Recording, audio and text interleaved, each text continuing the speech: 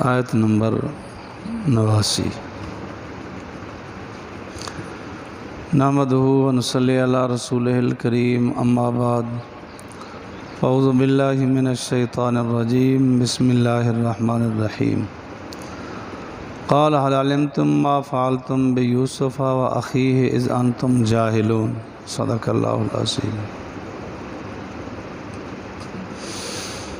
یوسف علیہ السلام کے پاس بھائی پہنچے تیسری بار، اور یہ گزارش کر رہے تھے کہ جو ہم لائے ہیں سامان بھی کھوٹا ہے اور ہمیں بھرتی بھی پوری ملنی چاہیے، وتصدق علینا، اور ہم پہ صدقہ کیا جائے۔ صدقے سے مراد یہاں تو کم از کم ہدیہ، کیونکہ نبی کی اولاد تھے، سادات تھے، صدقہ واجبہ تو لگ نہیں سکتا تھا۔ کہیں کہ صدقہ فطر میں سے دے دیں یا عشر میں سے دے دیں، زکوٰۃ میں سے دے دیں، وہ تو نہیں۔ ویسے ہمارے ساتھ کچھ تعاون کریں، یہ کہنے کا مقصد تھا۔ یوسف علیہ السلام کے سامنے ساری حقیقت حال جب آئی، یوسف علیہ السلام نے فرمایا، راز ظاہر کر دیا۔ قال هل علمتم ما فعلتم بیوسف، کیا تم جانتے ہو کہ تم نے یوسف کے ساتھ کیا کیا، اس کے بھائی کے ساتھ کیا کیا تھا؟ اذ انتم جاہلون، جب تم بے خبر تھے کہ آگے کیا بنے گا، انجام کا تو پتہ نہیں تھا۔ ان کو شک پڑ گیا، کچھ قرائن سے، کچھ گفتگو سے اندازہ ہو گیا کہ ہے یہی یوسف۔ قالو، کہنے لگے، اِنَّکَ لَأَنْتَ یوسف، یوسف علیہ السلام کے بھائیوں نے جواب دیا، کیا تو واقعی یوسف ہے؟ قال انا یوسف، جواب دیا کہ میں یوسف ہوں، وہذا اخی، یہ بنیامین میرا بھائی ہے۔ اب تو آنکھیں کھلنی تھی، کھل گئی کہ اب یہ یوسف ہے، ہم نے ان کے ساتھ کیا کیا کیا تھا۔ گھر سے جب لے کے چلے تھے نا، ایک نے اٹھایا، باپ سے جب اجل ہوئے ایک نے زور سے پٹخا، دوسرے کی طرف گئے، اس نے اٹھا کے اور مارا، تیسرے نے اٹھا کے اور پھینکا، وہاں سے کام شروع ہو گیا۔ آگے پھر قمیص نکال لیا، پھر کنویں میں ڈالا، اس وقت بھی منتیں سماجتیں کرتے رہے، نہ سنے۔ جب حص ختم ہو جائے پھر ٹھیک ہے، نہ ماں نظر آتی ہے، نہ باپ نظر آتا ہے، نہ بھائی نظر آتا ہے، کچھ نہیں نظر آتا۔ ہمارے ایک استاد جی فرمایا کرتے تھے، ہمارے بچے نے 25 سال ماں باپ کے ساتھ گزارے، شادی ہو جانے کے بعد 10ویں دن کہتا ہے، میرا تمہارے ساتھ گزارا نہیں ہوتا۔ وہ کون سا کیمیا اس کو لگ گیا ہے کہ کہتے ہیں اب میرا گزارا نہیں ہوتا؟ اس راز کو سوچو۔ 25 سال تو گزارا ہوتا رہا، 30 سال گزار دیے، اب کہتا ہے میرا تمہارے ساتھ گزارا نہیں ہوتا۔ ماں باپ سے کہتا ہے میرا تمہارے ساتھ گزارا نہیں، بھائیوں سے کہتا ہے میرا گزارا نہیں۔ وہ کیا راز ہے جو اب جناب کا گزارا نہیں ہوتا؟ استغفر اللہ العظیم۔ تو یوسف علیہ السلام نے اطلاع دے دی، باخبر کر دیا کہ میں یوسف۔ اب تو خیال آیا کہ سارے بدلے چکائے جائیں گے، پائی پائی کا حساب دینا پڑے گا۔ فرمایا قد من اللہ علینا، اللہ نے ہم پہ احسان کیا ہے۔ تم نے مارا، اللہ نے بچا لی، بادشاہ بنا دیے۔ لیکن اللہ کا جو احسان ہوتا ہے اس میں دو صفتیں چاہیے، اِنَّهُ مَن يَتَّقِ وَيَصْبِرْ۔ ایک تو یہ ہے کہ بے شک جو آدمی ڈر جائے، تقوی اختیار کر لے، وَيَصْبِرْ اور صبر کرے، إِنَّ اللَّهَ لَا يُضِيعُ أَجْرَ الْمُحْسِنِينَ، بے شک اللہ نیکی کرنے والوں کا اجر ضائع نہیں کرتا۔ تقوی اختیار کر لے اور صبر کر لے، پھر اللہ تعالیٰ انعامات کے دروازے کھولتے۔ پہلے بھی شاید سنایا ہو، حاجی امداد اللہ صاحب مہاجر مکی رحمۃ اللہ علیہ یہاں سے ہجرت کر کے مکہ مکرمہ تشریف لے گئے۔ میں ایک مرتبہ ایسا بھی ہوا،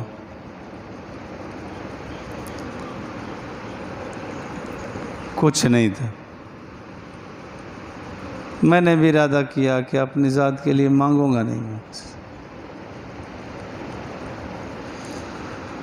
زمزم پی کے روزہ رکھ لیتا تھا، زمزم پی کے افطار کر لیتا تھا، باقی کچھ نہیں۔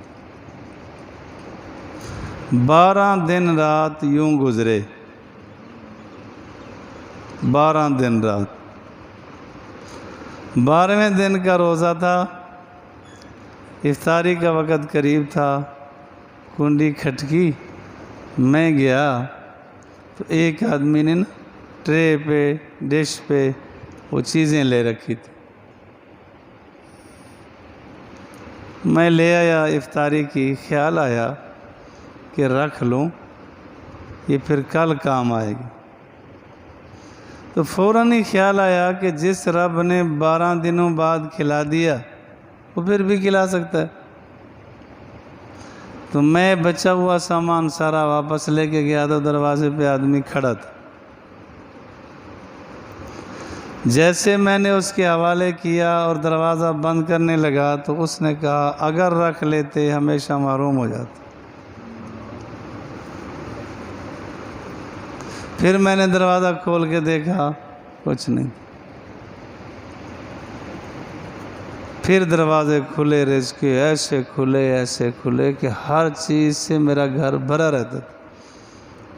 صدقہ خیرات کرتا جاتا پھر بھر جا۔ ہے یہی تقوی اختیار کرے اور صبر کر لے۔ یہ تو ہر زبان پر ہے نا جملہ کہ صبر کا پھل میٹھا ہے، اس میں کوئی شک نہیں۔ صبر کر لے، کام بنتا ہے۔ یوسف علیہ السلام نے صبر کیا، اللہ نے ان کو اجر دیا، خوب اجر دیا،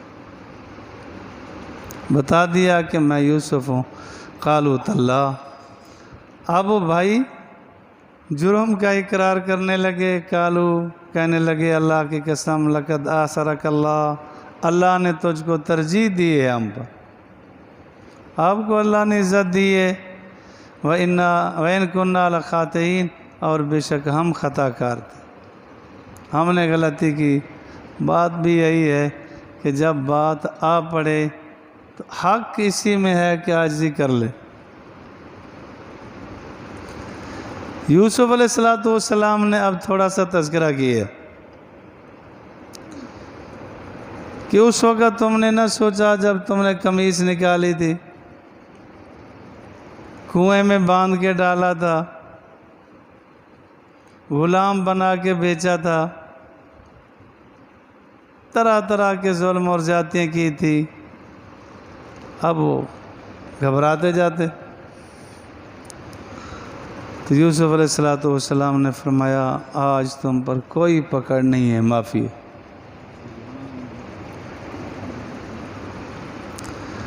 حضور علیہ السلام نے بھی یہی جملہ فرمایا تھا۔ مکہ والوں نے ظلم کرنے میں ذرا برابر بھی کسر نہیں چھوڑی، تمام تر ذرائع استعمال کر لیے تھے کہ حضور کو ختم کر دیا جائے۔ حضور علیہ الصلوۃ والسلام کو مجبور کر دیا تھا کہ اپنا وطن چھوڑیں، مکہ چھوڑ کے چلے گئے۔ 8 ہجری میں پھر مکہ فتح ہوا، 6 میں آپ تشریف لائے تھے، انہیں عمرہ نہیں کرنے دیا۔ پھر 8 ہجری میں جب آپ آئے تو سب کو پتہ تھا کہ ہمارے کیے کا بدلہ ہمیں ملے گا۔ حضور علیہ الصلوۃ والسلام نے کچھ تذکرہ کیا، اس کے بعد یہی فرمایا لا تثریب علیکم اليوم، آج تم کو معافی ہے۔ جو بیت اللہ میں داخل ہو گیا معاف، جناب ابی سفیان کے گھر میں جو داخل ہو گیا اس کو بھی معافی، جس نے اپنے گھر کا دروازہ بند کر لیا اس کو بھی معافی۔ کچھ تھے کہ بڑی زیادتیاں ہم کرتے رہے تو انہوں نے وہاں علاقہ ہی چھوڑا، ان میں سے اکرمہ بن ابی جہل بھی تھے، وہ بھاگے مکہ سے۔ اب جہاں جدہ ہے، یہ جدہ تو نہیں تھا اس وقت، شہر یوں آباد نہیں تھا، یہاں پہنچے کشتی پہ بیٹھے کہ کہیں اور نکل جائیں۔ ادھر جب حضور علیہ الصلوۃ والسلام نے اعلان کیا تو اکرمہ بن ابی جہل کی بیوی حضور کے پاس آئی، عرض کیا اکرمہ بن ابی جہل کو بھی معافی مل سکتی ہے؟ حضور نے فرمایا معافی۔ وہ ابو جہل کے قتل ہو جانے کے بعد بالکل پیش رہا حضور کی مخالفت میں۔ عرض کیا کہ کوئی نشانی دے دیں، نشانی دے دیں۔ قربان آپ علیہ الصلوۃ والسلام پر، آپ علیہ الصلوۃ والسلام نے نا اس وقت کالے رنگ کی پگڑی مبارک باندھی ہوئی تھی، اپنے سر مبارک سے اتاری اور فرمایا یہ نشانی لے دیں۔ اب ذرا معاشرے پہ غور کرو کہ آخری حد معافی کسی سے مانگی جائے تو یہ ہوتی ہے کہ پگڑی پاؤں پہ رکھتا ہو کہ وہ اسلام قبول کر لے، اتنا بڑی قربانی حاضر۔ جب پگڑی اتار لے نا، کچھ بے حس انسان ہوتے ہیں، یہ ایک الگ بات ہے، پگڑی رکھے یا جو رکھے، وگرنہ جاہل سے جاہل لوگوں میں بھی دیکھا گیا ہے، باپ کا قاتل بھی اگر پگڑی اتار لے کہتا ہے چل یار معاف، پگڑی اتار لی، پاؤں پہ پگڑی رکھ لی، بس بات ختم۔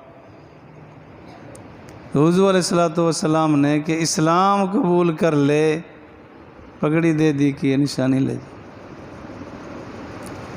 پگڑی مبارک وہ لے گئے۔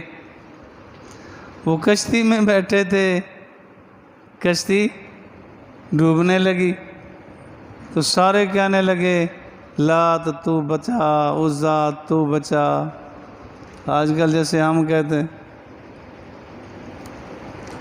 خواجہ تو بچا، داتا تو بچا۔ میرا اپنا سنیدی واقعہ کہ ایک مرتبہ، یہ تو ابھی پل بنا ہے نا چاچنا شریف والا، پہلے نہیں ہوتا تھا، کشتی پہ سفر ہوتے تھے، دن شریف ہم پڑھتے تھے، کشتیوں پہ سفر ہوتا تھا۔ ایک مرتبہ کشتی پہ جا رہے تھے تو ڈوبنے لگی، چند ایک تو خیر کہ اللہ اللہ اللہ اللہ کہہ رہے تھے، اکثریت یہ کہہ رہی تھی خواجہ تو بچا، خواجہ تو بچا۔ یہ تو ابو جہل سے بھی بڑے مشرک نکلے۔ ابو جہل پر بھی جب بڑا وقت آ جاتا تھا کہتا ہے مخلص اللہ الدین، اللہ ہی بچائے گا۔ تو اکرمہ کہتے ہیں کہ جی وہ سارے بیٹھے، لات و ذات کو پکارا، آخر سب نے کہا کہ اللہ کو پکارو گے تو بچو گے۔ تو میں نے کہا اسی سے تو میں بھاگا تھا۔ کشتی پھر کنارے لگی، ادھر حضرت ام حکیم پہنچے ہوئی تھی کہ حضور علیہ الصلوۃ والسلام نے آپ کو معاف کر دیا۔ کہنے لگا مجھے معاف کر دیا؟ پتہ تھا نا کہ میں نے کیا سلوک کیا ہے۔ انہوں نے کہا ہاں حضور نے معاف کر دیا ہے، کوئی نشانی؟ کہتے یہ پگڑی مبارک اپنے سامنے۔ اتنا بڑے مجرم کو۔ آپ علیہ السلام سے عرض کیا گیا حضرت وحشی کو بھی معافی مل سکتی ہے، حضرت حمزہ کا قاتل ہے، 70 ٹکڑے کیے گئے۔ حضور علیہ السلام نے فرمایا ہاں اس کو بھی معافی ہے، لیکن فرمایا وحشی اگر تجھ سے ہو سکتا ہے تو میرے سامنے نہ آنا، تو سامنے آئے گا تو مجھے چچا یاد آ جائے گا۔ تو حضرت وحشی یا باقی سارے صحابہ وہ تو حضور کی رضا اور تمنا کے پیچھے تھے، حضور علیہ السلام کے سامنے حضرت وحشی زندگی میں نہیں بیٹھے، پیچھے بیٹھتے تھے۔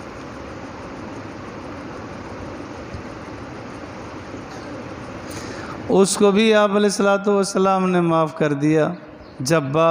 حبار الاسود، حضور علیہ السلام نے اپنے داماد حضرت ابو العاص رضی اللہ تعالیٰ عنہ، مسلمان تو نہیں ہوئے تھے اس وقت، اسے فرمایا کہ زینب کو بھیج دینا، وہ ہمیں ملا ہے۔ ابو العاص تو کنیت ہے، مکسم ان کا نام تھا۔ انہوں نے کہا ٹھیک ہے، قافلہ جا رہا تھا ان کے ساتھ بھیجی۔ اس کو پتہ چلا کہ میں سسر مجھ سے تو پوچھا نہیں۔ حضرت زینب رضی اللہ تعالیٰ عنہ ورثہ تھی، اس بدبخت نے ٹانگ سے پکڑ کے کھینچا نیچے، وہ نیچے گری، حمل ضائع ہوا، اسی تکلیف میں رہتے رہتے دنیا سے چلی گئی۔ حضور علیہ السلام سے عرض کیا گیا کہ اس کو معافی مل سکتی ہے، حضور نے کہا معاف، مخلصانہ معافی ہو۔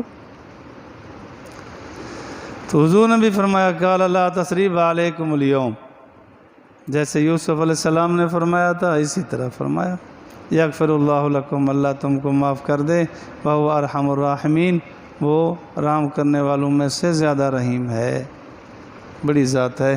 اللہ مجھے اور آپ کو اسلامی تعلیمات پر چلنے کی توفیق بخشے۔ الحمدللہ رب العالمین۔